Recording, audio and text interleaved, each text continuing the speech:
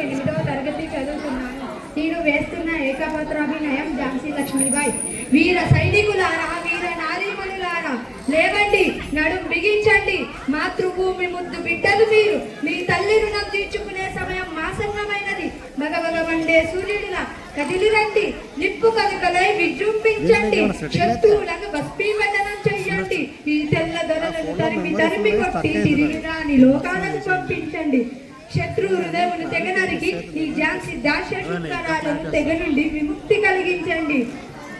నేను పుట్టింది మహారాష్ట్రలో, కానీ నా ఊపిరి స్వాతంత్రంలో ఉండింది. నా పేరు మణికర్ణిక, కానీ చరిత్ర నన్ను పిలిచింది ఝాన్సీ లక్ష్మీబాయి.